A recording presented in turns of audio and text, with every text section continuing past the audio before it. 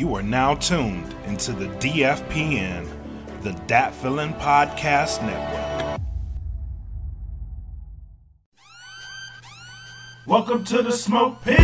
It's Friday night, come and take a load off. Come sit in the smoke pit, it's time for us to show off. It's been a long week, come relaxing, get some laughs in, and let's talk about these brackets. And while we at it, tell me whose mans is this? Cause I got questions, I'm hoping you can answer it. Get ready, cause you know we gon' talk a lot of shit. It's Mac and Mac, welcome to the Smoke Pit. What is good, everybody out there in the world of social media, internet, whatever, worldwide webs? I appreciate you guys tuning in. I know we catching you off guard on a Wednesday. Normally we hit y'all up on a Friday, but a lot of things going on, and I have some amazing individuals who want to come on here and share their thoughts about some of the things that were not bothering me, but things that I wanted to talk about and make sure we have some conversations and dialogue about. As you can see, my man Black is not here. He's out there doing the Lord's work. He may or may not join later on today, but right now what we got is my man here, host of the AntBoogie podcast. You've probably seen us post the link here in the fan group page on Facebook, but none other than my man AntBoogie is here to join me on this episode of the Smoke Pit. How you feeling, guy? What's happening? What's good, Bo? Chilling, man. Glad to be here. Good to see you. It's good to see you. It's good to see your face, Willie. Yeah, man. Same to you. Little known facts but when we both make it famous and shit, for y'all who are watching, this dude right here was the main reason, one of the driving forces behind the shit that we are doing every week, the Smoke Pit. He was one of the ones that got in my ear and was like, get out here and do some shit, right? And we both been kind of pushing each other and bringing each other up along the way, man. So much love to you, my guy. And like we were talking about before the show, great things are in our future, bro. Great things are in our future, man. Yes. All right. I can feel it. I feel it. Feel it right here, Willie. I feel it right here. That's how I know. Yes, yeah. But like I said, my man hosts the AntBoogie podcast. Search it, Spotify, wherever you streaming your podcast at, man. AntBoogie podcast. You see the logo behind him. So once you see that picture, you know you in the right spot. Good stuff, man. And he's got more stuff on the way. But let's go ahead and knock out naming the name drop. So big three sponsors for Dat Feelin Podcast Network. We got Plug Earbuds at gettheplugs.com. Use promo code DFPN10. Get 10% off your purchase from there. Good quality sounding wireless earbuds. Audioswim.com. For anybody who's trying to get in the music business, they can hook you up, get you set up. Less than $5 a track, out on all the premier streaming services. So check them out, audioswim.com. Premier Element UAE for all your managing, representation, marketing, all that stuff. They can hook you up there at premierelement.com. For the music side of Dat Feelin, check out the Bandcamp. We got exclusive tracks on there that aren't streaming anywhere else. And then also you can pick up early access to releases that are coming out. Big plug, you know Black Mac has his album coming out soon. It's going to premiere there on the Bandcamp. Then he'll release it out to the major streaming services. But you're going to hear it first on Dat Feelin Bandcamp. So datfeelin.bandcamp.com. Y'all know what it is at the Patreon. At the end of this or September, we'll be doing our $100 giveaway for our Patreon members. So check us out at patreon.com/datfeelinpodcast. Ad-free podcast episodes, additional content that's not available anywhere else. So check us out over there. Last but not least, we got merch available at datfeelin-podcast.creator-spring.com. Easily. You could probably just go to spring.com or teespring.com, search Dat Feelin Podcast, and you'll find our store. A lot of merch going right now. I'm rocking the Smoke Pit VIP shirt, all that good stuff. So just check us out over there. Support the brand, all that good stuff. Now, now that we got that out the way, my guy, you ready to take this shot, take this drink, and get into get into Let's it. do it. Get into it. All right, man. So it's only Wednesday, but here's to all the Pitmasters out there. Here's to everybody checking with us. We halfway there, baby. Hump day. Let's get it.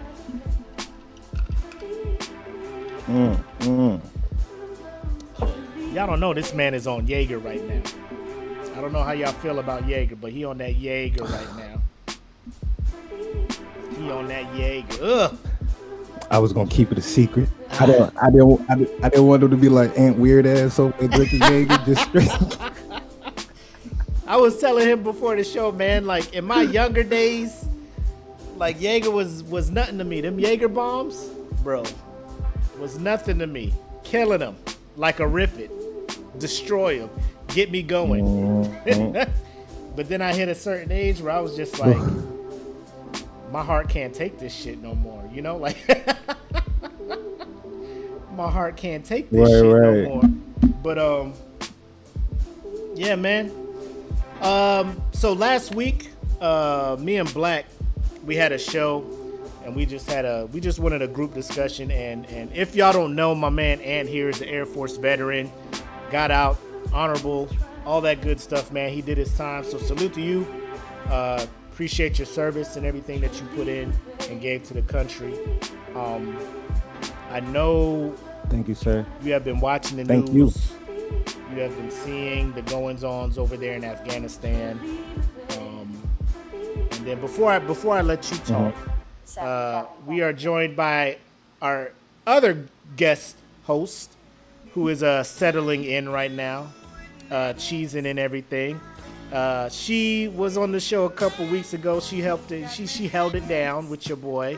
Let's welcome back the good sis to the smoke pit. What's going on? Hey. Hey guys. It's Liddy in the city. I hear you. Welcome to the show. So let us go ahead. And I was just talking to Ant, thanking for his service and everything. And now we got you here. Last week, me and Black, we kind of held a show talking to individuals and kind of getting their thoughts on the situation in Afghanistan. If you want to share some thoughts, cool. If not, I understand, because I know it's affecting everybody a little different. I was going to start with Ant and get his thoughts on the situation and how he feels about everything going on over there.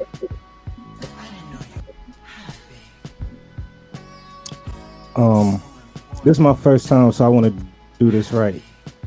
Ladies first. Go ahead, Denise. You got this. Okay. So honestly, when it comes to the situation in Afghanistan, I'm quite conflicted about how it is that I feel.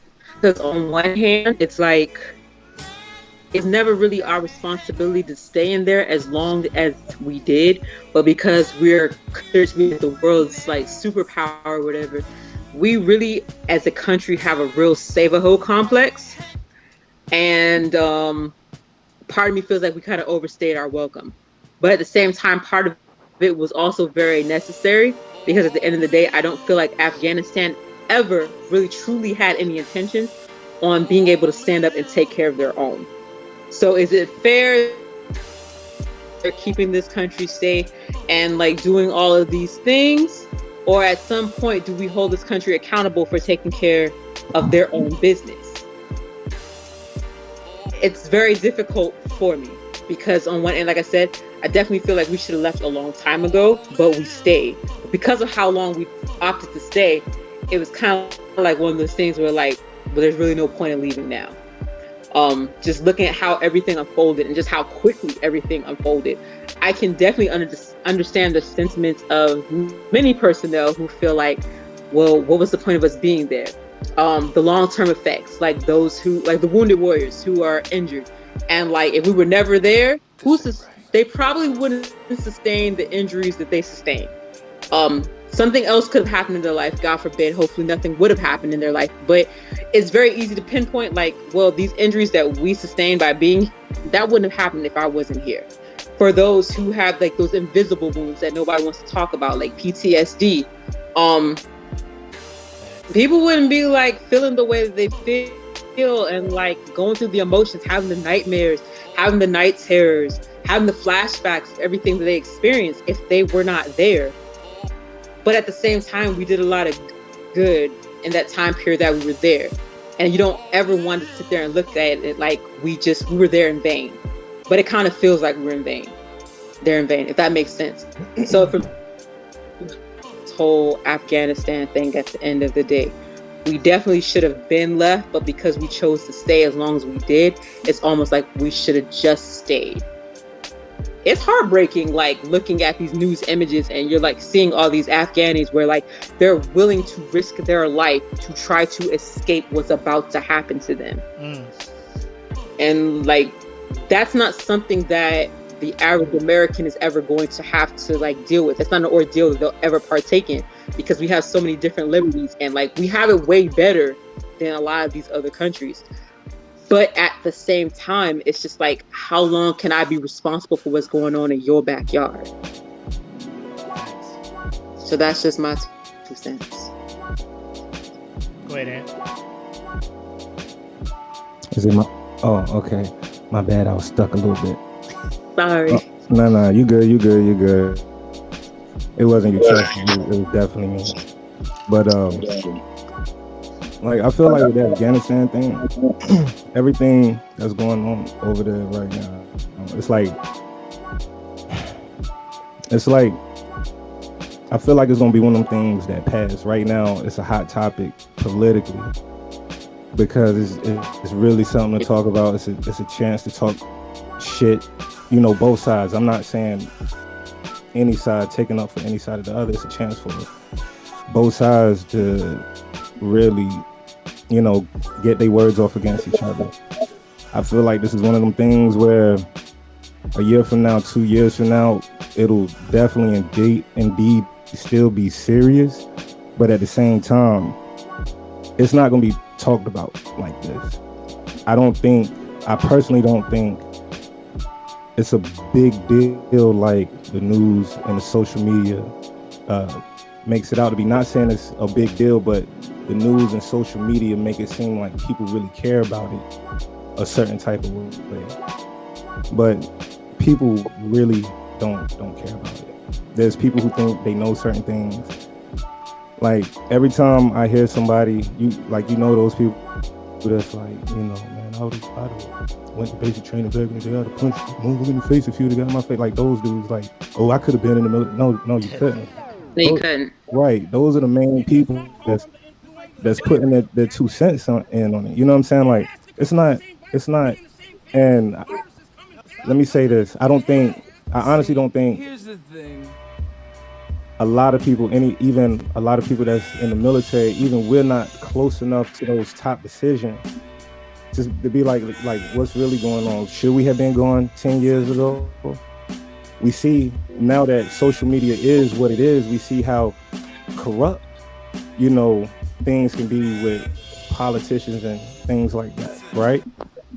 So it's like, you know, what was really going on 10 years ago behind those closed doors? That could we have left 10 years ago? Or was the shit just a popularity contest about, oh, let's, you know, what? We'll never know that. You know what I'm saying? So I feel like when things are hidden off like that, or, you know, up in higher levels of government leadership and, you know, political ranks, the things like that, we'll never know. So in 6 months, a year, I feel like it's going to die down. Do I feel like, you know, to answer your question, do I feel like we should have got out of there earlier? Yeah. I mean, we all been there. We all see what really go on over there. Blink twice if you know what I'm talking about. You know what I'm saying? It's like, you feel me? So it's like, wow, we should have been gone.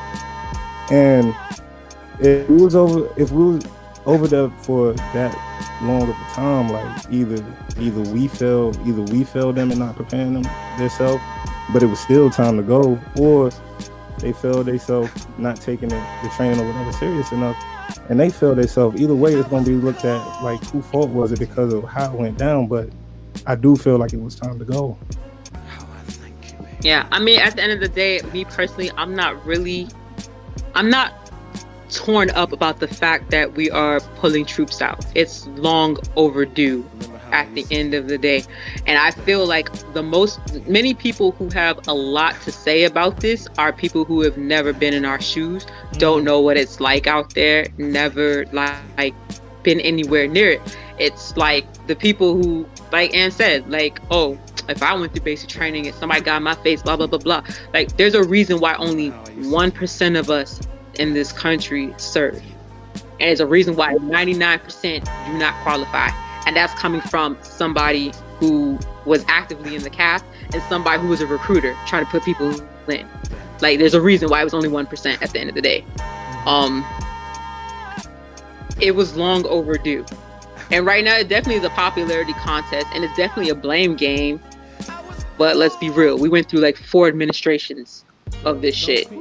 And everybody's going to point their fingers like, oh, it should have been you. Oh, it should have been you. Oh, it should have been you. Oh, it should have been you. Everybody collectively own your little chunk of this and how this went down or whatever. And let's just get to a point where we can resolve this and like move forward.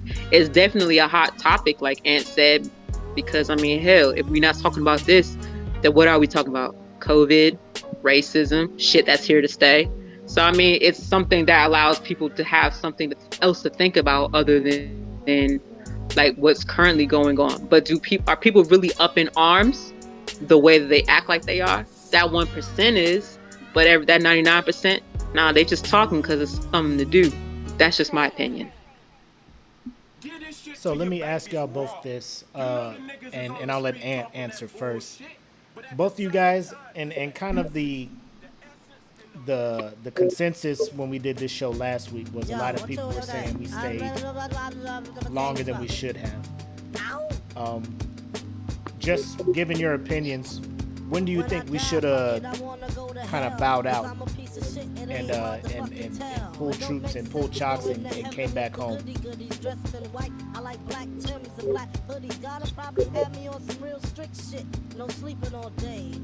That was a little choppy, but I think your question was when do we think we should have been pulled out? Was that the question? When should we have left?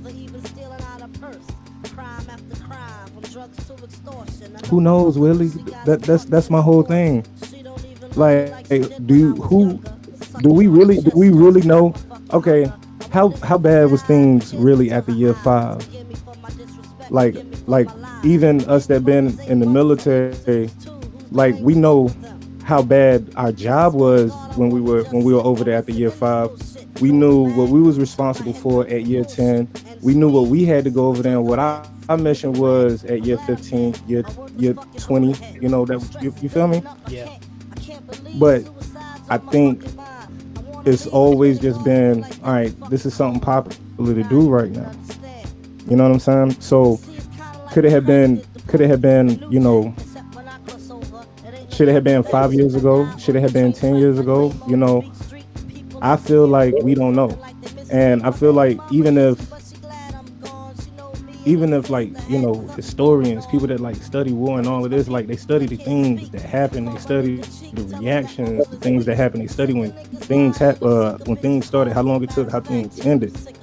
But like I said before, those people that are in those top rooms, you know, they know when we should have pulled out. I honestly don't know. What you think? Maybe I just be thinking in the clouds too much, but I just think, yeah, there's some other stuff going on, bro. And for me, I definitely agree with where he's coming from, because I feel like at the end of the day, like those of us who were downrange, we only know 40%. We know what happened in the mission brief. We know that we were briefed, and we know what intel told us. And that's not nearly what really was going on. Like, if you listen to like anybody talk about like the real question is like, why were we there in the first place? Some people say it was to get Osama bin Laden. Others say it's to eradicate terrorism. Some of them said to take advantage of the opium. We don't really know what we were there for. All we know at the end of the day, at our ranks where we were at when they sent us, is that we just salute smartly and we carry out the mission that we're told to execute.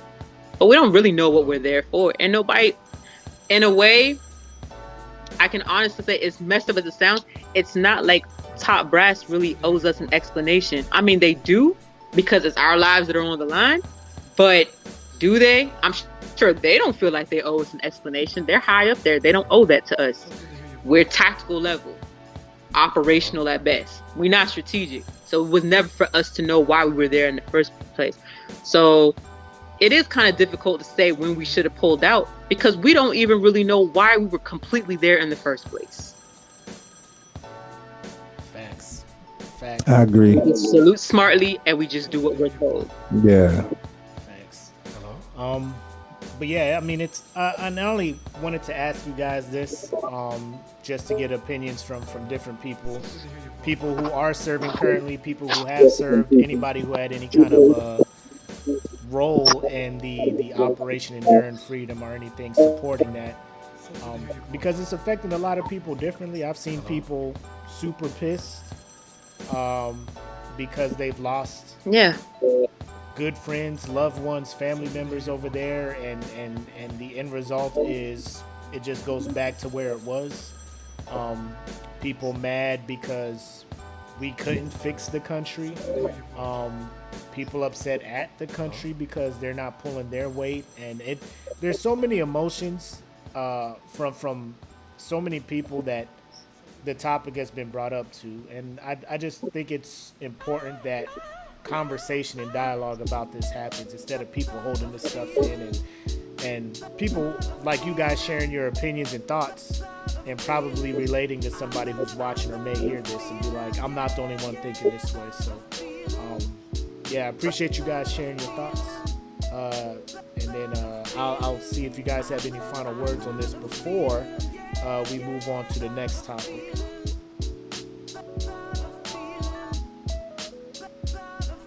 Okay. Cool. All right. Yeah, I mean, it's a difficult topic, and like at the end of the day, I don't feel like there's a right answer and there's not a wrong answer, but it's a very divisive answer at the end of the day, depending on which end of the spectrum that you stand on. There's a lot of people who lost a lot of things because of this, and then there's some people who are not affected at all.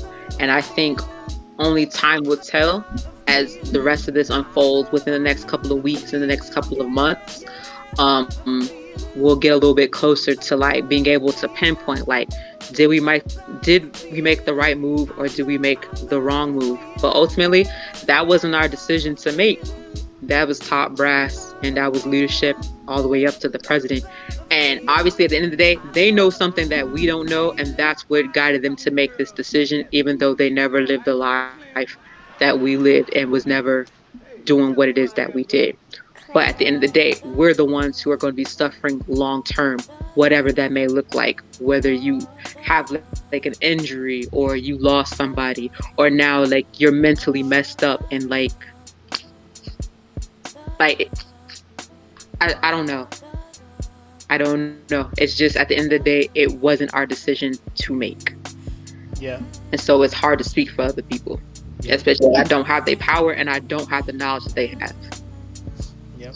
And I can just speak from my level. That's kind of where you've seen a couple of his comments. Timothy Gordon, he tuned in last week, and that's where his mind was at. He was like, once you raise your right hand and you take that oath, you just follow orders. Orders, punishment, you know. So they're like, go over there and do this. We went over there and did that, and then we come back, and then we go back over there, and then we come back, and then we go back over there. I mean, we really have no real say in the matter, you know. So it's like Ant said, there's people in high places who were voted there by the 99% that don't serve, who make the decisions that our ranking officers have to follow and execute. So I agree. Like, there's only so much I can say as an active duty member. You know, I can't really say too much, but at the bare minimum, while serving, I just carry out orders, bro. He's blinking. Blink if you need help. It's all good, man. It's all good. But I mean, that's all you can do. It's almost like being at the bottom of the totem pole, and it's just like I just do what I'm told. Like, you tell me to mop these floors, I'm out here mopping these floors. You tell me to go do this, I'm doing that. Why? Because I'm trying to get this check on the 1st and the 15th. Bro. And I'm trying to get a pension after the end of all of this. Who you telling? Who is you telling? I mean, it's messed up, but like, really, let's just be realistic. That's what it is. Mm-hmm. But at the end of the day, the main thing that I think about, like, for me, and I'm gonna get off my soapbox real quick. For me, like, I just hit over 16 years, and so, like, really, I just want to do these little 3+ years or whatever, and like chuck the deuces. But at the same time, I have to wonder, like, what are the long-term effects that I'm going to suffer from this? How much stuff did I just endure and just bottle it up and just keep pushing and keep pushing and keep pushing, all in the name of doing a good job, making rank, being a quote-unquote good leader? Like, how is this going to unfold when I finally get to shed this uniform and I'm finally free? And that's when the real emotions are going to come out. Okay, you bring up a good point. It's going to delay us moving to the next topic. But Ant, you went through that. You know, you deployed, you did all this stuff, and you got out. Talk to us a little bit about the effects of going from gun-ho following orders to now you get to sit back and look back on what you did. Like, what kind of effects did that have on you, transitioning from active duty to the civilian world?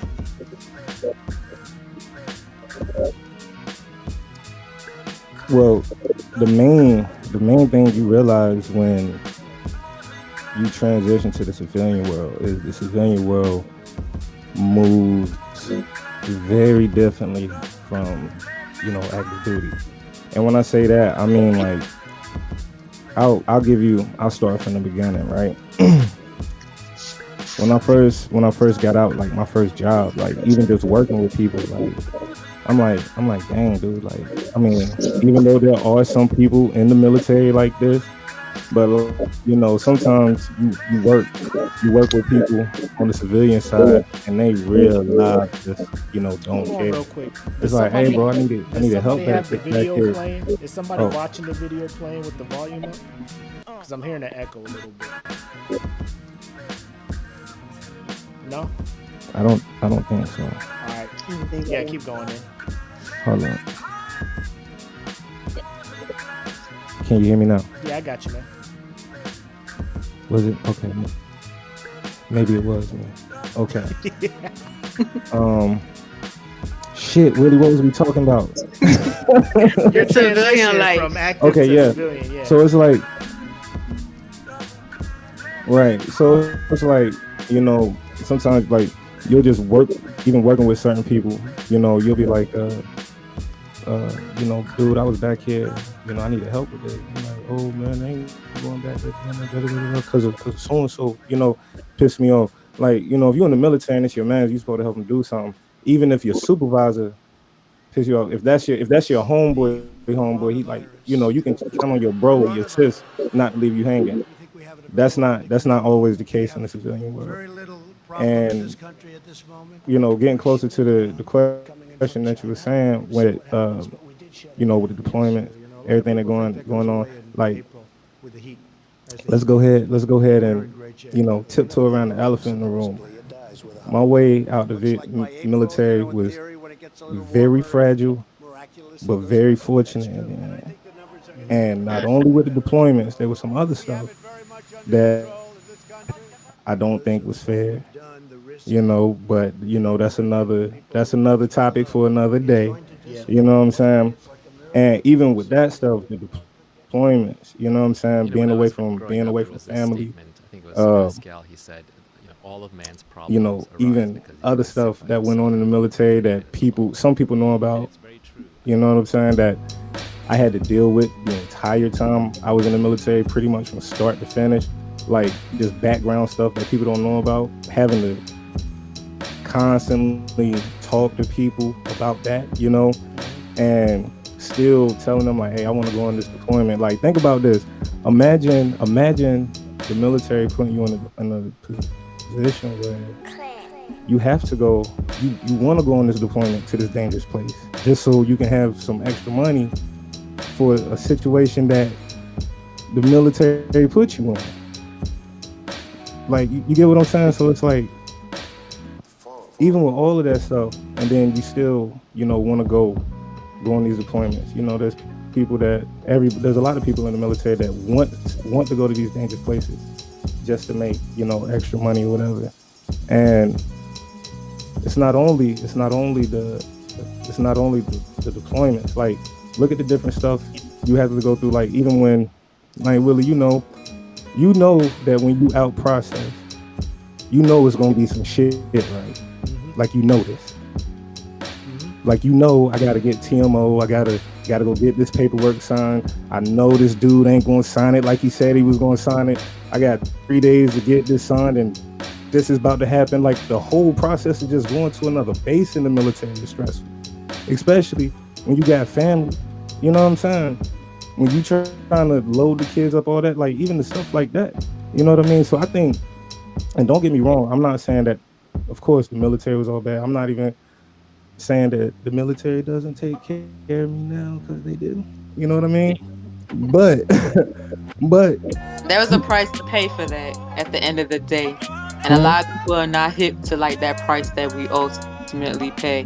Like, right. They just look at it and just think shit's all sweet. And it's not. Like, you do not know the ordeal and the struggle that I had to go through to get to this point that you're seeing right here. You're just seeing the facade on the outside because you're on the outside looking in. But you don't know what it's like being on the inside. Right. It's like, your family members, your friends back home, they be like, oh, Denise in the military now. She got money. She got money. really just bought a nice car. Oh, snap. Oh yeah, he out there. Nah, bro. Like, look, first, you don't know. I almost just had to whoop somebody's ass in my office to get this leave approved so I could take my family here and have the money playing, and I can't punch him in the face like I want to punch him in the face, and he just do need to be punched in the face, and they playing with it. They don't know. Yeah, I'm here. Hey, everybody, I'm saying this. I'm saying everything that they want to say. Yes. So can I say this? Can I say it with? Go ahead. Can I say what I need to say? Go ahead. It's from my mouth. Look, there's some of you in the military that stress your people out. Some of you need to be punched in the face. Some of you were super awkward and super weird in middle school, and now you're making it tough for your troops. That shit ain't cool. They going through the same shit that you're going through, and they want to punch you in the face. Be cool.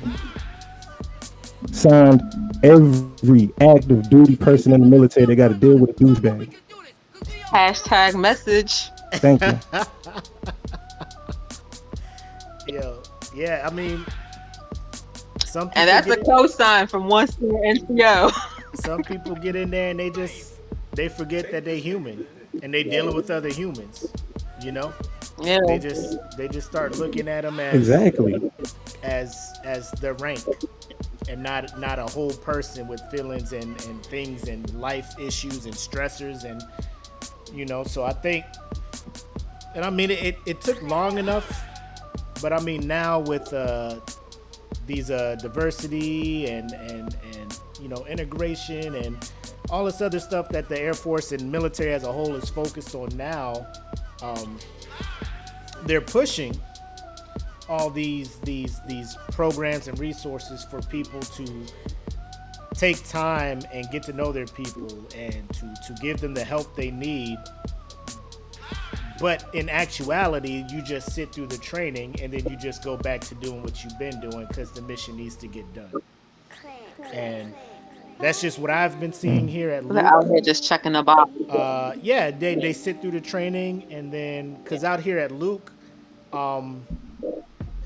like there have been suicides going on, like and they've been happening on the maintenance side, the overworking, the this, that, and the third, and a suicide will happen, an email will come out, apologies, all this stuff. They say all the right words, and then does ops stop for that day? Do they stop doing sorties? Do they have a down day so people can sit and mourn?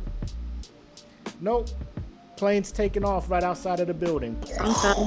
Just mission gotta go, training gotta happen. So until they really sit down and think like, what's more important here? You know, like the people or the mission. They say people first, mission always. People always, mission first. They go back and forth, but at the end of the day, in my experience, I can just talk for myself. Like the mission's gonna go. The mission's gonna go because we always got an influx of people coming in. They're just like, there's another person waiting to take this person's spot.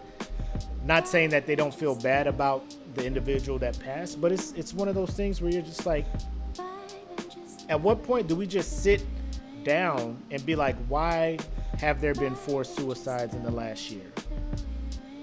Like, just sit down and figure that shit out, and then we move on. But that's just me.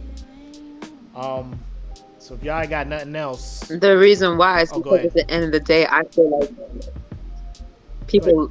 I was gonna say, I think the reason why is because people look at it like we're an expendable force. At the end of the day, it's something. If you were to go down for a count, there's somebody who's already trained to take your place. Yeah. The mission's always going to keep going, whether you're doing it or not. And because we get comfortable in how expendable people are, that's why shit carries on the way that it does. It takes people to shake that up and like, nah, you need to stop getting so comfortable and being okay with replacing the next person and always having somebody in rotation.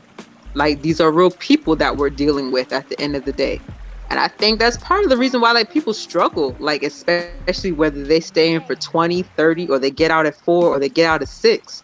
Like, you spent all these years grinding for the mission or whatever. And a lot of times, what do you have to show for yourself when it's all said and done? Sure, somebody sends you off. They have a fancy ceremony. If they like you, they might give you a cute little plaque that you can hang up on your wall. You might have some dope memories. Raw, what do you really have to show for yourself? Nothing, because the mission's going to keep going. We always carry about like fulfilling our legacy and leaving a legacy. For what? What legacy are we leaving? We're going to be replaced. In 3 years, nobody's going to remember my name, and somebody's going to move on to the next. Somebody else is going to be the hot thing in the streets. Somebody's going to be that top leader that everybody talks about. Why we dig us, like, why do we grind as hard as we do and dig ourselves in a hole? That's facts. That's facts. Well, bro, we could stay on this, but I want to get to a topic that me and Ant were kind of discussing on Facebook, and then we decided to come on here and chop it up about. I know he's got to bounce in a little bit, so I want to get his thoughts on it. So, if you've been checking the news over the weekend, there was a event held up in Oregon, track and field. Sha'Carri Richardson was running against everybody fresh off of the Olympics, right?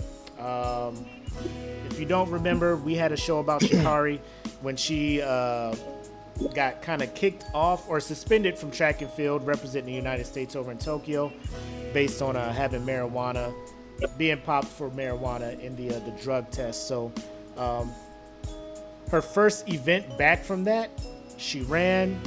Out of 9 runners, she came in last. Reactions have been back and forth on it. I posted something. Ant posted his opinion, and we were having a discussion. But things were seeming to be misunderstood, so he wanted to come on here and kind of clear the air and actually be able to voice his opinion on the matter. So the floor is yours. Go ahead and tell us your thoughts about Miss Sha'Carri. So, all right. So one day, I was sitting on Facebook scrolling, and I'm just looking. I'm watching everybody go in. I'm like, oh my God, they killing her. Facebook, Instagram, Twitter, people I know, celebrities. So I posted something. I was like, I said, it's crazy how Sha'Carri's own people turned on her. I could tell those same people worked in the house back in the day and was snitching on people. And I went hard, I can admit that. But here's my here's my explanation to this, and this is why I did go that hard, and it wasn't directed at anybody intentional. And before I say this, like me and Willie was talking about before, I wanted to come up here because I didn't want anybody to think me and Willie was going at each other's neck. That's why I had commented like, no, bro, I'm gonna just come on because this is a lot of typing. No, I don't want nobody else to be like, hey, oh yeah, Willie. Nah, it ain't none of that. Willie, my boy. But Willie, I will say my inbox was on fire because it was like what? I was like, nah, I was like, watch the show. Watch the show. But this is why I said that. So back when when she first got banned from smoking, you know, everybody had their opinions, but the overwhelming response was, you know, oh, she's 21, her mother just died, this and this, you know, she young, she made mistakes, all of this. And then you fast forward to her, you know, getting burnt. I mean, 1000% she got burnt. Like, she lost bad. And like, I felt like, you know, everybody was going hard on her, but I was like, yo, this is the same girl that y'all just acknowledged had mental health issues because of her mom. This is only like 5-6 weeks later, which means she lost her mom a little over 2 months ago. This ain't right. If you were to lose a family member, a parent, not you guys, I'm talking about anybody. If you were to lose a family member, like, that's gonna stick. You know what I mean? And one of me and your comments, Willie, that remember before, you know, we went on, I was telling you I wanted to get into something. Mm-hmm. And you know, you had said, not only you, a lot of people had said, well, maybe she shouldn't have showed up the race. You know, she wasn't ready. And I responded, like, no matter what someone is going through, you can't necessarily say what they should do for, you know, to get their mind right. Maybe that's what she decided to do, to get her mind right. Maybe she was at the house going back and forth, like, nah, I'm not gonna go. Yeah, I'm gonna go. I'm gonna just try to get back in stride. You know, I lost my mom. You know, I couldn't go run. I can finally go run. Maybe this is what I need. And she went to go do it. She lost. She's 21 years old. She just lost the race. I didn't feel like it was I didn't think it was a situation like, oh, she shouldn't have did it. She just went and run. She just went and ran and lost the race.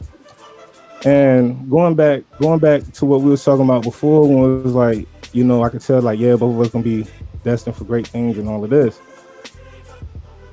So really, let's just say it's like 5 years from now, bro. You know what I'm saying? You and Black, y'all about to, y'all, you know what I'm saying? Y'all are there. You know what I'm saying? And y'all got an event or whatever coming on. You know what I'm saying? I have conversations with you and Black. Yeah. You get what I'm saying? You know, if you have something going on, you might post something on Facebook. You might let us know, like, hey, I got this, whatever. You definitely have those conversations with your family. So let's just say you got a really big show coming up, but you have something going on. You're going back and forth on it. Your family might even tell you, like, hey, man, you know, don't force it. Put it off this and this and this and this. And you're like, nah, you know, I've been in a funk. I need to go do this. I'm going to go do it. You go out, biggest show of your life, you bomb. Everybody that don't know you personally, that have a friendship with you, is going to be like, man, Willie, you should have just waited if you had something going on, this, that. You should, you know, whatever. But you was at the crib like, man, nah, I need to do this. I need to get out the funk. You know what I'm saying? You're looking at it like, man, it's just one bomb show. I know what I'm destined for. You know what I'm saying? You know what you feel like the universe is gonna bring to you. You just like, man, it's just a bomb show. Like, what's the big deal?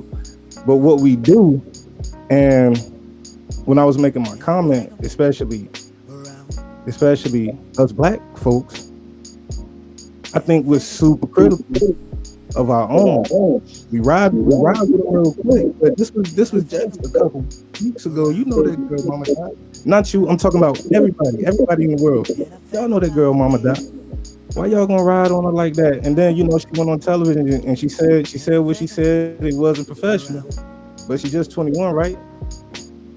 You know, she just 21. Like, she shouldn't have did it. She shouldn't have did it. But when she made one mistake, everybody was like, "Oh, she just 21." She made another mistake 2 months later. She's just 21. The interview was super unprofessional, whatever you want to call it. Yeah, it was. That's a cold solid fact. But, bro, and I told you, I was like, well, maybe I was super sensitive to it because I was like, maybe I was super sensitive to it because, you know, maybe I had my own mental health things going on. Bro, when you in that state, you know what I'm saying, like, and you just trying to figure it out. She probably didn't even want to go around, to be honest with you. She was like, the only thing that'll, you know, loosen up my thoughts in my head, and it's just running. You know what I'm saying? It ain't like she was like, you know, I'm gonna go gamble, you know what I'm saying, and lose all my money, or I'm gonna go do, you know what I'm saying, all of these drugs other than weed, you know what I'm saying? She just lost her race. You know what I'm saying? I just felt like as a whole, we didn't have to go that hard on it. That's all. I hear you. What do you think, Denise? What's your thoughts on it? So I always just look at it. What it boils down to is like, yes, she did lose. And yes, it looks bad, but it's literally fractions of a second. We crucified her and put her on the cross like she lost by minutes. And it's literally fractions of a second. And she's racing people who fucking finalists, like medals, people who received medals like in the Olympics. We don't know what her training regimen was. We don't even know what it is that, you know, she was doing to prepare for this. I know a lot of people were real quick to be like, she needs to be humble. But one thing that I can appreciate about her is that, like, she's confident. She believes in herself and she talks her shit. And I can appreciate that because at the end of the day, we're quick to be like, you know what?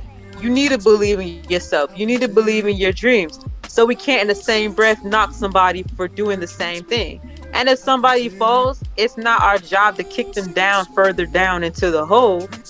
We be like, all right, you got it. Like, okay, you had an off day or whatever, brush it off. The interview, the first post interview. Yeah, it was a little crazy. She was a little hot-headed or whatever. Very unprofessional. But a lot of people don't want to acknowledge the fact that she did another interview real quick, and she tried to clean it up. Oh, never mind. I was going to bid my dude farewell. He got something to go. He has something to be at in a little bit. But we'll be back for a part 2. Appreciate you. But go ahead, Dennis. But, like, we don't want to acknowledge that, you know, like, she tried to, like, clean it up. And at the same time, I'm looking at it where it's just like, this is a young girl.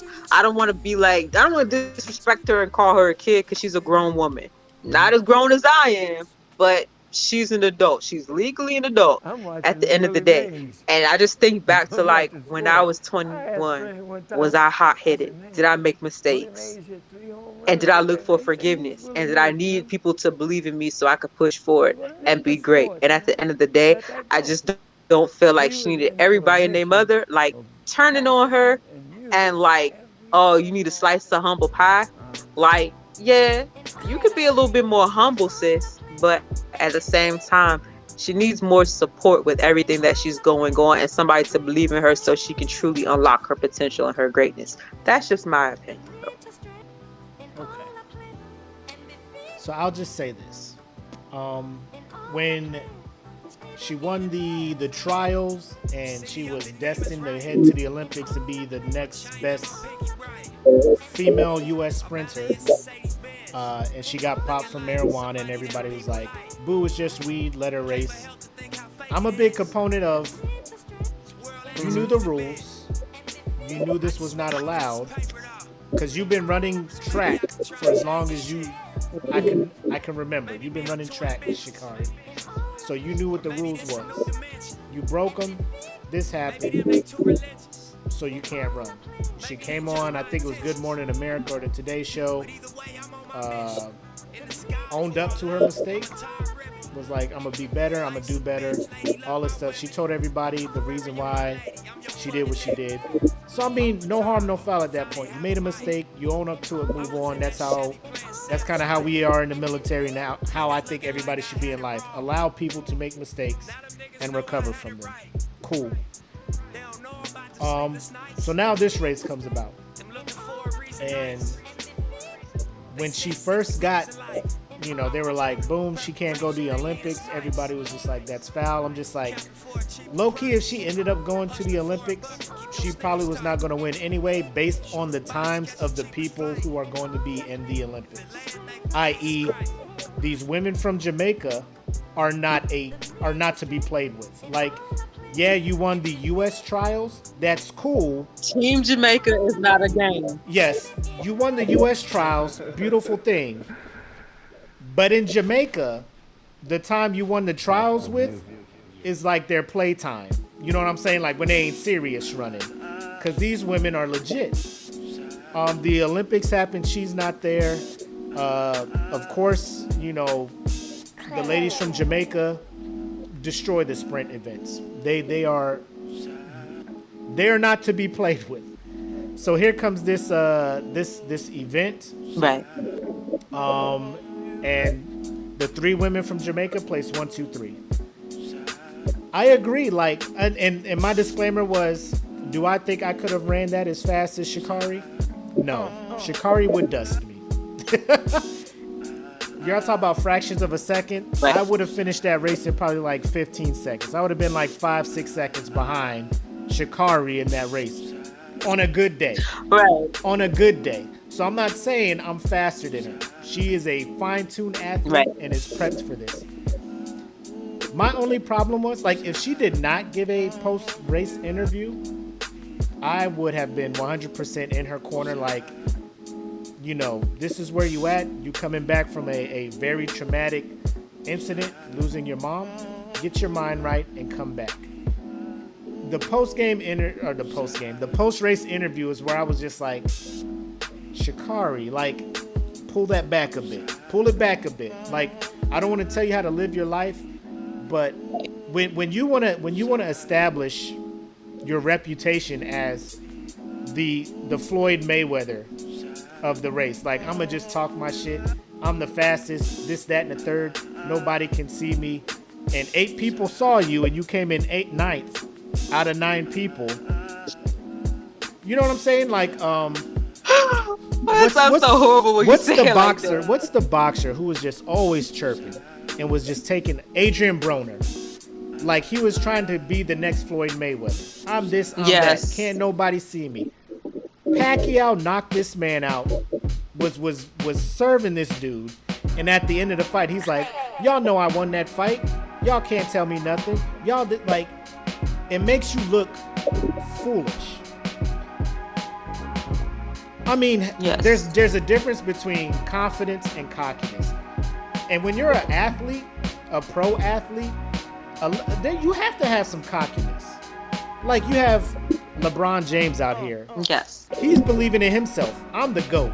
I think I'm better than Jordan. I'm chasing. If I'm not better than, you know what I'm saying? Like, you have, but at the same time, LeBron can back it up. LeBron has the numbers. He has the resume. He's that. When you're young in the game, and you up there, he's got the stats. Yeah, when you're up there and you're on the come up, like, because when LeBron was a rookie his first few years, he wasn't saying he was the best. He was in the off season working on his game, doing stuff to become where he's at today. When I make music, it's like Sha'Carri, you know, it just happens. Here's where I'm at. I want her to be great. I understand. It's hard for Black women in America to be accepted, you know, to actually receive flowers when they are excelling at something. There's a portion of America who cannot wait for Black people to fail on a grand stage so they can jump in there, ha ha ha. Absolutely. Which is what a lot of it was. I feel like my response and my reaction to her was just like, just tone it down. Just pull it back. and focus on yourself. Like what Ant said, if running is how she needs to get over it, like if she ran because her mom liked to watch her run and she's like, I'm doing this in honor of my mom, I'm good with that. Run. Just when you do that post-race interview, hey, congratulations to the winners. Great competition out there. I came out here, I felt like I needed to run just to get back into it in honor of my mom. Like, there's ways that she could have did that. And I feel, again, my biggest thing, and I think Janae said it too, I don't know who is in her team as far as PR, advising, all of that stuff, but maybe she needs to reevaluate who is in her team. Or if her team is telling her, hey, don't do that, and she does it anyway, then that's on her. But I feel like her team is letting her down. And I'm just saying this objectively because I don't know them. I don't know any backstory. I don't know facts. I don't know details on who is in her team. I'll try to find out and realize. But as of now, until I find out what's going on, from the outside looking in, it looks like her team is letting her down as far as prepping her for the media, because she's very emotional. She's an emotional person. She runs with emotion. She's driven by emotion. All the confidence in herself, which is what you need, like I said, to be a world-class athlete. You need that confidence/cockiness. But at a certain point, you got to pay homage to, hey, I was out here with 8 of the fastest women in the world. Now I know what I need to do. Now I know where I'm at, you know, but that was not her. Live TV, cussing, Right. very, very, very self-centered. She kind of slid a little, congratulations to the winners, the women, blah, blah, blah. But and you know, the Jamaican, like when they interviewed the Jamaican women, they're just like, what do you think about Sha'Carri, blah, blah. They're like, well, I don't pay her any mind. I'm just focused on winning, you know, doing what I got to do. That's the level that Sha'Carri needs to be at, where like everybody else talking, I ain't even got to address that. I don't need to come on this microphone and say all the doubters, all this. Just let them doubt. Control what you can control, which is yourself and your training, and you're going to be all right. But I do agree, some of the stuff, some of the criticism that she was getting is way, way out of hand. Way out of hand.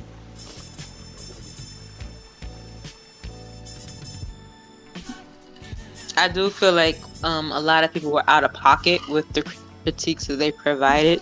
And even with what it is that you just said and how like she could have worded it, that's part of the growing pains of being brand new to the game. Because like at the end of the day, you got to think, we're comparing like her and her post interview to like the Jamaicans, but the Jamaicans are seasoned in this. Like those women who've been racing, they have been like, she's new to this. They're true to this. Right. She's got to work her way to get to where they are. Not just performance, but even how she carries and conducts herself after the performance. She's young. She's hot-headed. Yeah. And with time, it'll get better. Like, the way I look at Sha'Carri is I feel like she's an unrefined diamond at the end of the day. She just needs a little bit of polishing, and she's going to be great. She needs some polishing, and some things need to be chipped away in order to be able to unveil her greatness. But she's still a diamond nonetheless. So there's still value at the end of the day. It's not a bad comparison. Like, cause the talent is there. I like the flair. I think it's like paying homage to like FloJo and Jackie Joyner Kersey. You know, when you know those sisters was running, they had the long nails, the extensions, the earrings, all of that, all of the flair, crushing the world at these sprints. So I don't want her to not be herself. Right. I think yeah, it's 21. You know, you was the woman in college, winning your races. You was the woman up to the trials. You won the trials. So you feeling yourself. You know you have the capability to be great. And I think she was just disappointed in herself. And her post-race interview was like her not being able to comprehend what happened. Because I'll say this. I feel the media needs to do a better job of understanding when is a good time to interview athletes. Like right after a play or right after a fight, or you know what I'm saying? Like the emotions are still there. The individual is still in an emotional state where, you know, they can't really I don't want to say what they want to say, but they are primed to say something that will be taken out of context. You know what I'm saying? Because it's live, and you say that, and everybody's just like, "Oh shit." I feel like, right, but here's the thing with that. I feel like the media is very trained in knowing when is the right time to like do an interview with somebody, and I feel like they purposely pick the times that they pick in order to invoke a reaction, to be able to sensationalize it and have a story. Yeah, I think it's very premeditated in how they do it. It's very strategic. It's not just, oh, by chance, let me just interview this hothead, and oh, by the way, like she just happened to pop off. Like y'all knew the vibe. Y'all knew what it was. 100. You knew what you were going for. Because when in your entire life, can you remember a race where the media runs right to the last place individual and be like, how do you think you did? No, they go talk to the winner and the person in second. Never. And maybe the third place. Nobody ever goes to ninth place.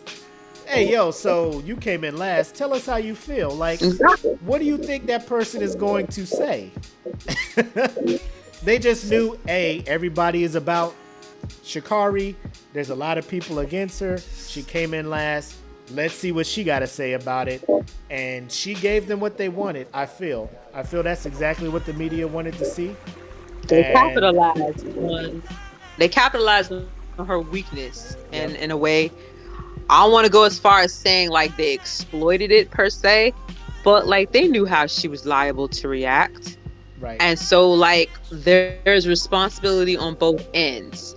Like there's decency as being media and not just coming straight for the ninth place winner. But then there's her, and she has to be accountable for her actions and how it is that she conducts herself. Right. Yeah, because she is demanding that attention. 100%. A lot of the people who do come in ninth in those races tend to just keep to themselves and keep it pushing. But I will say this. I appreciate the fact that she wants the limelight. She wants the attention. She wants that because she feels she can live up to that. I will say, like you said, polish. And that goes back to her team. Like if they can talk to her, try to get her right, and be like, hey, this is what's going on. You know what I'm saying? Like you don't have to be so defiant. Like fuck the world type. Like you can have that mindset, but that can't come out your mouth because you got sponsors and stuff. We trying to make money here, girl. Like Nike's only going to take so much of this. Exactly. This wildness, you know, like it's a game. Can't be out here fumbling the bag. Stay true to yourself, but at the same time, get the bag. It's a game that you have to play, and when it's all said and done, when she hangs them up, she can be as real as she wants. Cause like, I mean, right now she was out there. Hey, based on my personal best, I'm the 6th fastest runner doing this race ever. So we know you got the talent. Keep that up. Keep training. And your time will come, Sha'Carri. I'm in your corner. Regardless of what you see me post or how you take what I post, Sha'Carri, you're a friend of the podcast. If you want to come through, chop it up with your boy, I'm here. The good sis will join in as well.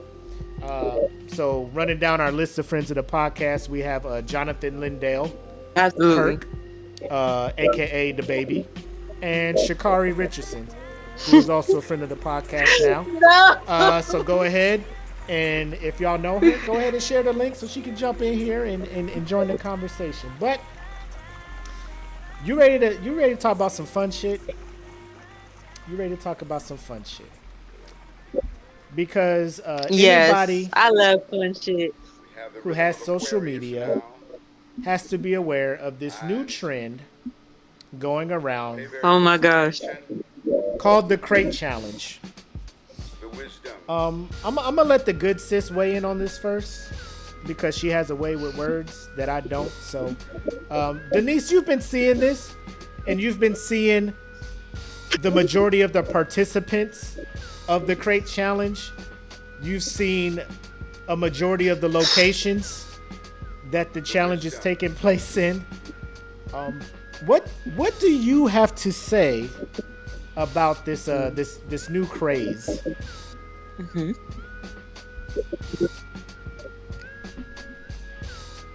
I just want to know why. The wisdom. You know what? The 5 W's and the how. Who, what, when, where, and why. Who came up with this shit? When did you have this bright idea that we're going to stack crates on top of each other in a pyramid format, and we're going to practice climbing up the crates, standing, finding our balance, and then coming back down? Where is there ever a good location to do this shit? Because all I see people doing it is in like the street. And every time somebody falls, like I cringe.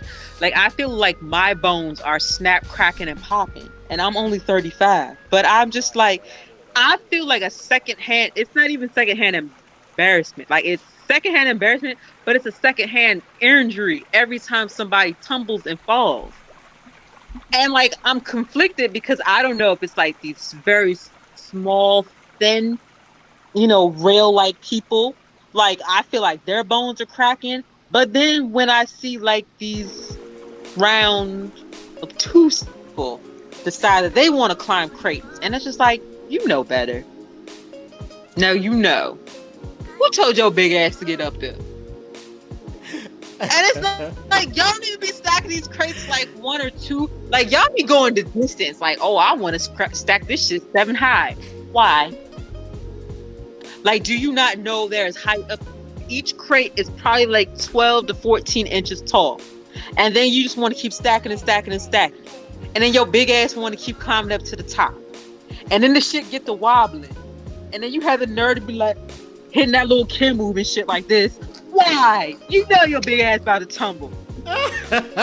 Make this shit make sense.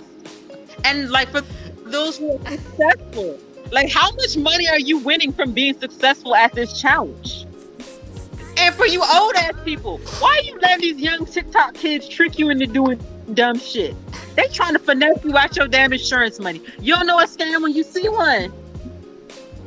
Shit makes me sick. People are stupid. Oh my God. And you just can't sit here and tell me because we're in the midst of COVID that we just unlocking all of our boredom potential.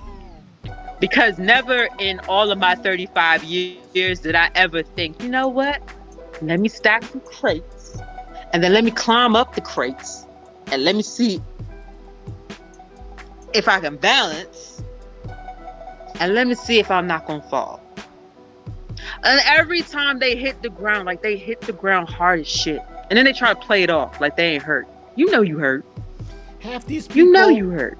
Hit the crates just harder than they hit the ground. Like when they fall, they be busting their face, bending their back over these crates. Like boom, boom, boom, boom, boom, boom, boom, boom. Like you hear the sound effects.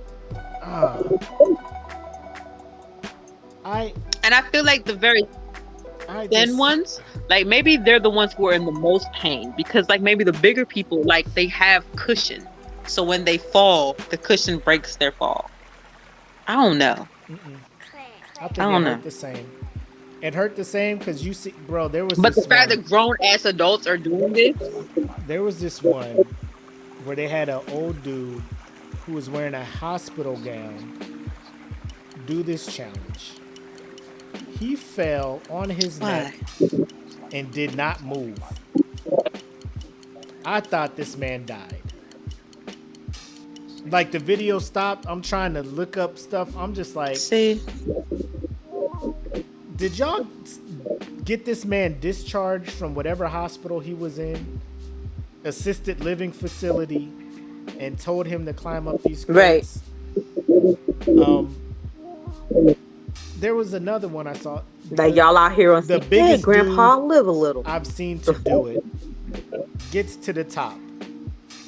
and he just starts shaking. Like that whole top pillar was shaking.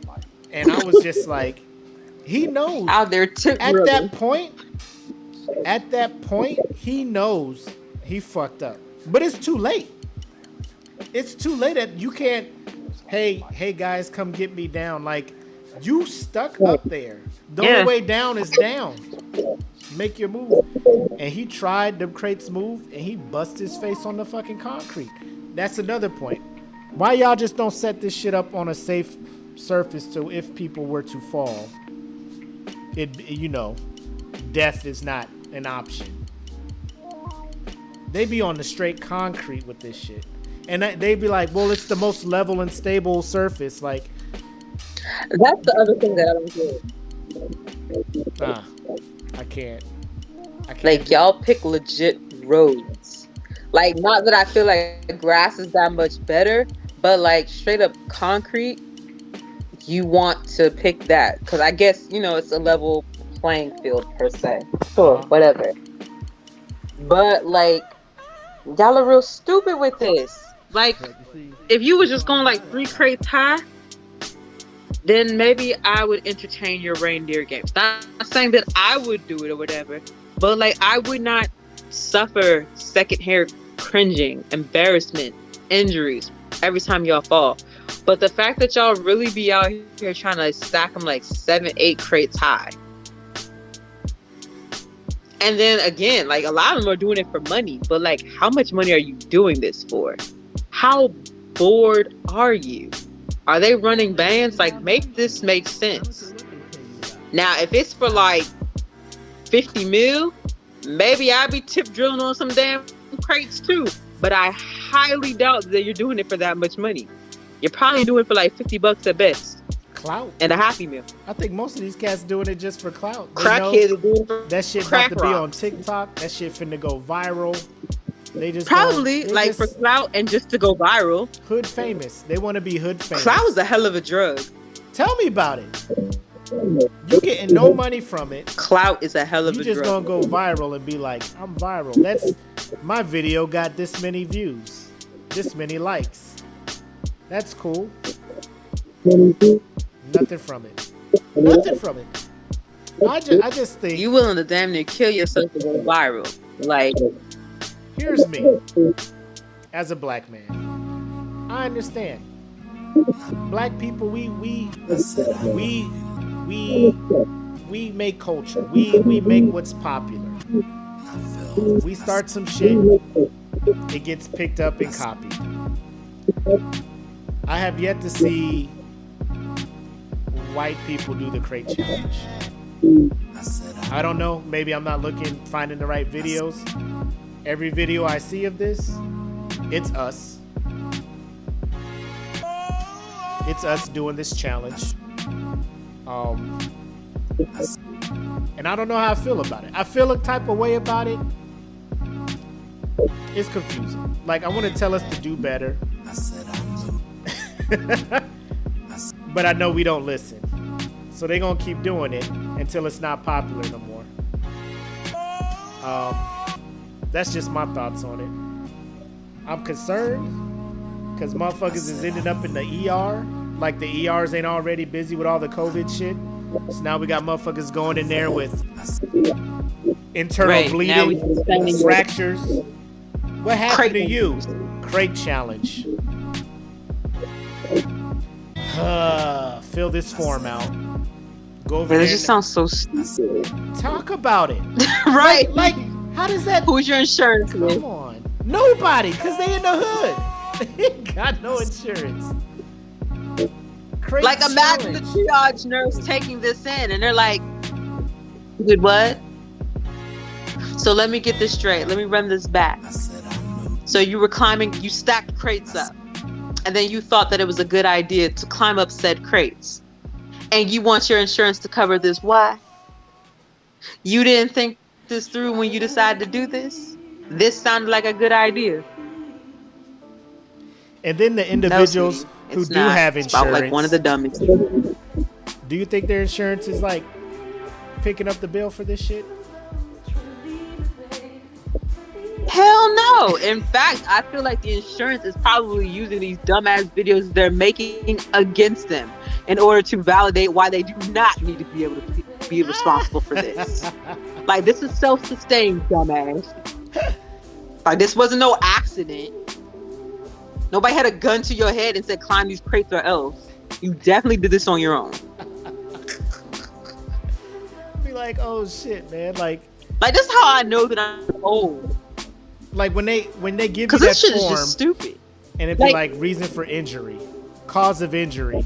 Do you think these people are like trying to think of a legit reason and not put crate challenge on there? Are they just like, I just can't fucking put crate? Like, it, Nah. that's when They're it like, hits them. hashtag crate challenge. Hashtag? You know the They vibe. put the hashtag on the form? Yes. Big facts like this. Boom, boom. Hashtag crate challenge. What up? They got the pin. They're like, hashtag. Boop, boop. Oh, man. Shit. I don't know. I thought it would have died down by now, but then you have people like, I'll tell you what. No. If there's one person I would have loved to have seen fall doing that challenge, it was, what's this dude's name? Blueface? Oh, wow. Did you see his? He What would actually made Blueface it. baby do to you? I watched a snippet of it. I didn't watch the whole entire thing because at this point, like, I get so tired of seeing crate challenges because it's like either you're going to fall or you're going to be successful. But don't get me wrong. I've seen some really dope crate challenges where you're just like, okay, I see what you did there. Mm-hmm. But there's more cringeworthy ones than like ones that you actually want to support and see. And even if they're successful at their crate challenge, as a functioning adult who has like any sense of normalcy, decency, anything, any grain of common sense, you don't want to be this person like supporting this dumb shit. Because I feel like I'm not doing my part as a good Samaritan in this world by supporting dumb shit like this. You be right. Like, I'm not gonna hold you. Like, if my sons decided they were going into the garage and they were going to steal a bunch of milk crates and they were going to stack them, and they decide they wanted to climb up these crates, I would slap fire out of them. Because what you're not going to do is waste my good TRICARE benefits doing dumbness. Have TRICARE looking at That's what we're not doing. looking into the events in my house. Have CPS coming over So here. TRICARE be like, oh, CPS coming to my house right. Like, oh, you you did fucking your what? kids up like this? You just letting them kill themselves? TRICARE will be like, We ain't. TRICARE will be like, we can't support this. TRICARE like, we don't do that Humana here. Northeast, like, I'm sorry. We don't do that. We don't cover here. this. We'll send you the bill in the mail. We don't Like, do what? that here. Oh shit. But yeah, so any members of the Smoke Earth is Pit, so good. any Pitmasters, any member of the podcast fan group, please do not be on this crate challenge. And please do not film yourself doing it and sending Please it don't. in. You can DM the videos to me and I will roast you privately, but do not post them in the group because we don't want to we don't want to encourage this very dangerous and albeit stupid, very unnecessary challenge. Speaking of Right. stupid though, this last topic we're going to talk about, I just found out about this before we did the show. Okay. Let me talk to you about how desperation has hit new heights or lows, depending on how you want to take this story. So there is a man in India, right, who wanted to have sex with his woman, but she was not on the pill, and he had no condoms, and they did not want to have babies. So my man went and got a epoxy adhesive and used it to seal This ain't right. his urethra and proceeded to have sex with said woman. And he is now dead.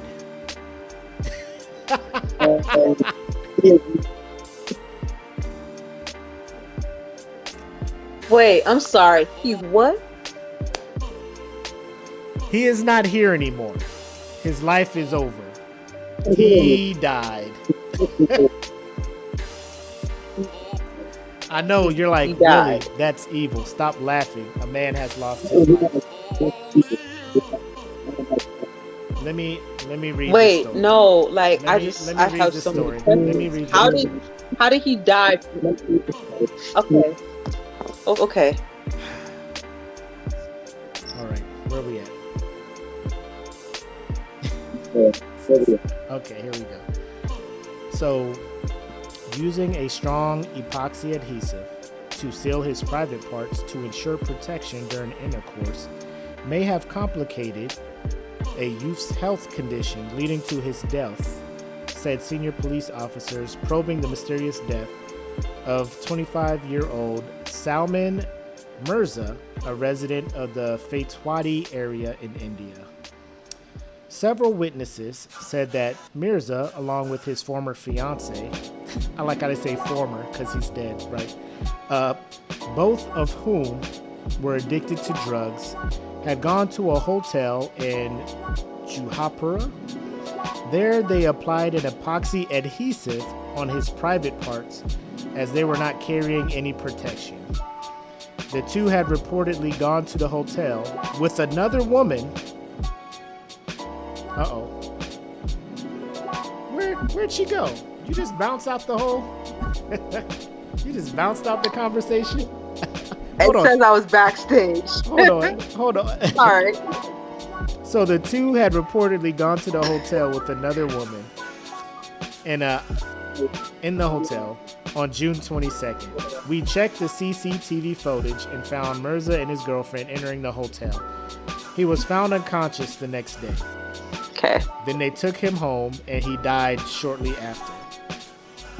So the officer said that using the adhesive worsened his health condition and he died of complications, including multiple organ failure. So let me ask you a question. I already know the answer, but I'm gonna just ask it anyway, right? Okay. Okay. Can you imagine in your life where there is a situation where sex with the individual would be so life-changing? You know this is your one chance to have sex with one person. You're like, we gotta make this happen. I can't get pregnant.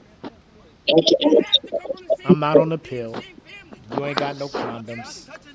Your pull-out game is weak. Here's the thing. So how we gonna do this? And the man is like, Not the pull- I will pull-out just game. close up. I'll close up my pee-pee hole. I will block my penis with this Flex Seal.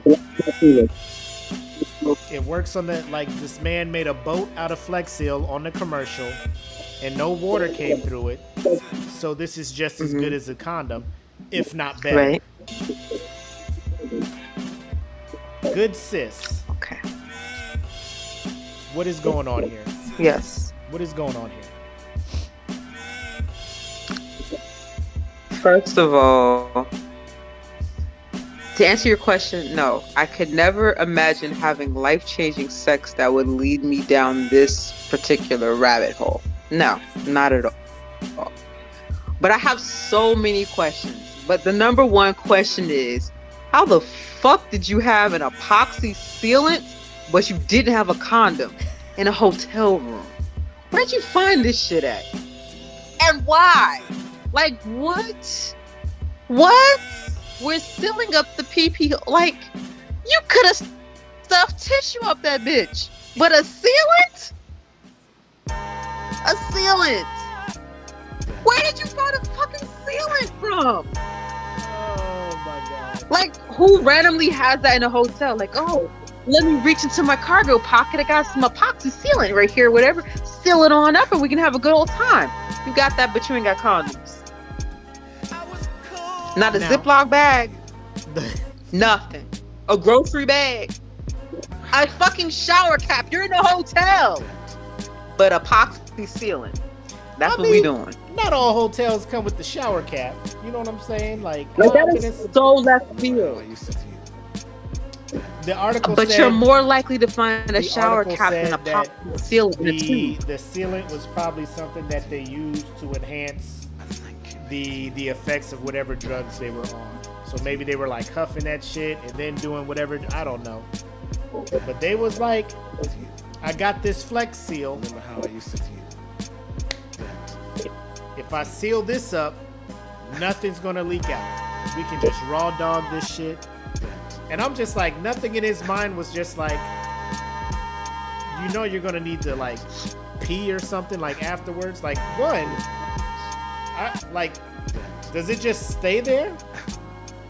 Like when you're about to like your climax hits the wall. Like something had to like explode. Your climax hits the wall, and then it's just like, well, shit, man. Like, where do we go now? Like, normally we come out, but we're still in here. But we're still in here. You know? I feel like it had to explode. And then after sex, like, cat's gotta pee, and he's just like, I can't get this off my dick. Help me get this off. And you in a hotel in India, I'm sure they don't have stuff to take off adhesive epoxy.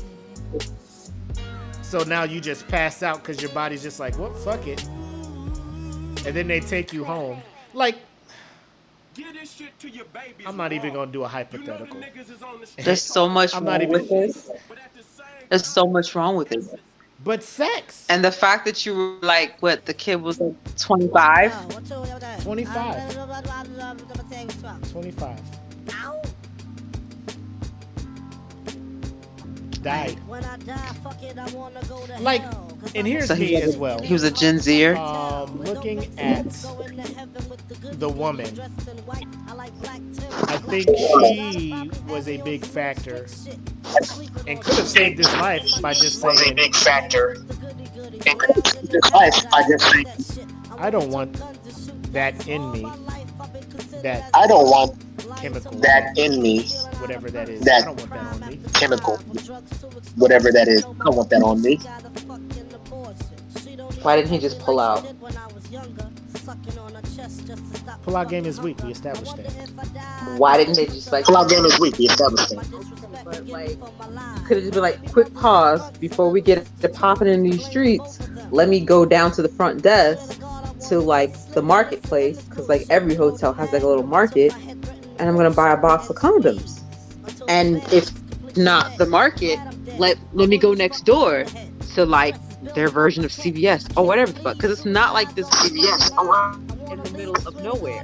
Like, I'm sure there was a convenience store within walking distance. Like, there were so many options and answers before we decided we're going to steal up our key people for a good time. So many options. Like, you could have wrapped it into a Yes, you're right, CJ Reed. We do need to research this. Because I'm disturbed. I'm in. Like, how high? What were they on? I'm in. How high were they? You said how high were they? You said how high were you? Yes, how high were they? Like you got this is like some next level out of this world type shit. Like, nobody in their right mind just comes up with like, yeah, bro, let's seal up the hole and then we can go. Like, nobody. No one says let's seal up the cavern with epoxy sealant. Nobody. Well, Nobody. he did. And thanks to him, now we all know we can't do that. He did. And thanks to him, now we all know we can't do that. You're right. And like, what's fucked up about this is like his family's probably gonna turn around and try to sue.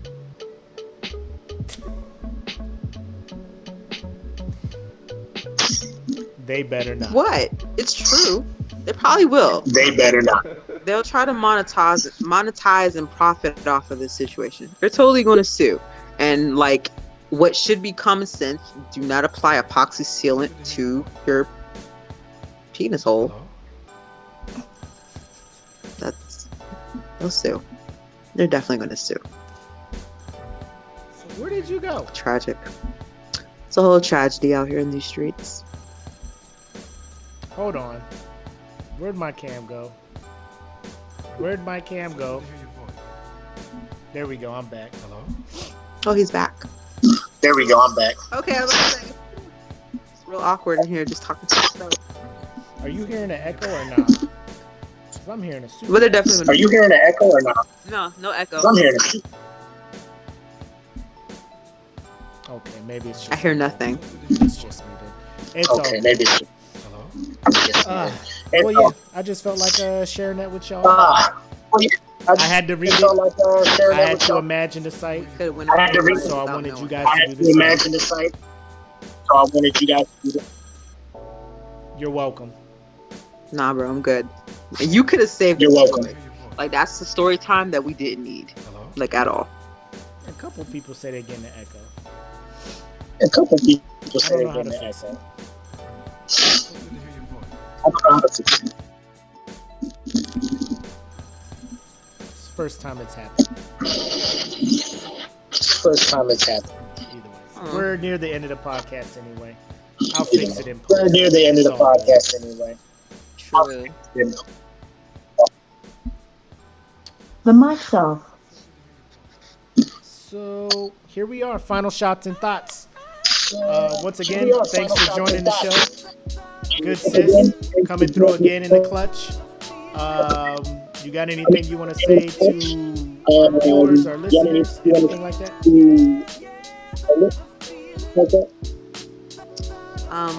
Gentlemen, when in doubt, pull out. Make sure you have condoms. Epoxy sealant is not the way.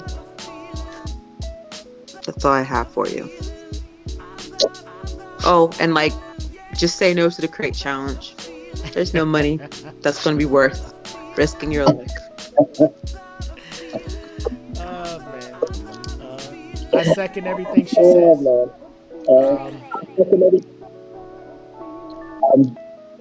As someone who leaned on pull out for the longest and ended up with a 4-year-old child at the age of 40, pull out's not always the go-to move.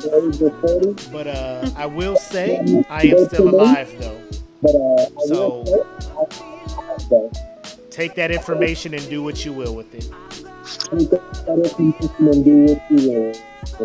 I have one question for you, Willie. Yes.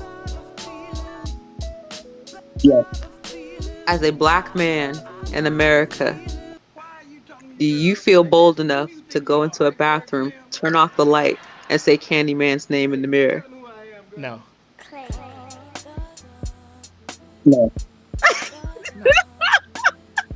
I wasn't doing that when old Candyman was out. I wasn't doing that when old Candyman was out. I'm just curious. Like, I will say this, a good friend of ours, she was like, let's go see Candyman. I said, no, I will not. I'm gonna watch I it. think the entire fuck not. I ain't gonna say it. No, I won't even watch it. I'm not going to watch it. Like, I saw this meme today and it made me laugh. They said that Candyman was nothing more than a 7'4" crackhead with killer bees for pets. I was like, oh wow. I'll tell you something right now. I am scared. I'm scared of a crackhead no matter what the height. Unpredictability is my biggest fear. Like, if I cannot predict what the fuck you finna do, Right. and I know you have the unpredictability to do whatever, I can't fucks with you. What, bro? You cool? You got it. You win. I ain't even gonna mess with you, bro. True. I can't. But I can't do it. So for all of you who are like super brave and like you're willing to go say Candyman in the mirror 5 times or whatever, may whomever be with you. You are a brave soul. You're stronger than I. I will never. I'm not gonna watch the movie. I'm not even gonna spend too much to freaks me the hell out. I'm good. I am good, beloved. Enjoy. I'm good. I'm good, love. Enjoy, beloved. All right. Well, that's all we got. Again, appreciate you guys tuning in. Know we caught y'all off guard on a Wednesday. Shout out to AntBoogie. Hopefully we get him back on for part 2, and then we can finish this conversation because I know he had more to talk about Sha'Carri Richardson. So I'm sure we'll do a part 2 with him. And then if that's all you got, we'll go ahead and sign off.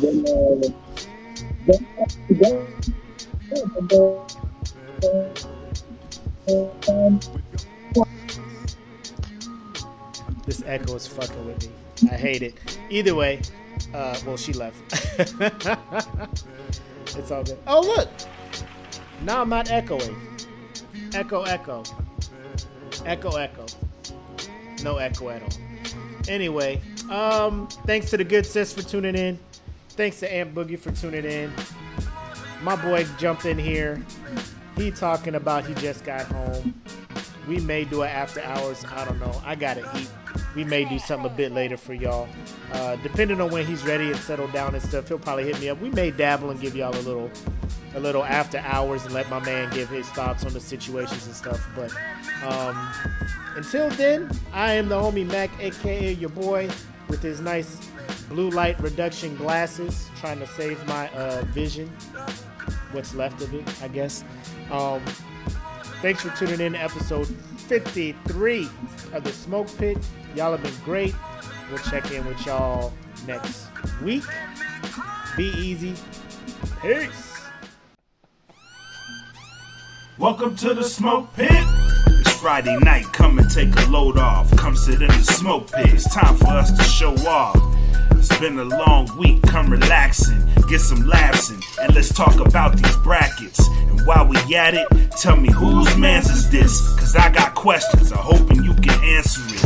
Get ready, cause you know we gon' talk a lot of shit. It's Mac and Mac, welcome to the Smoke Pit.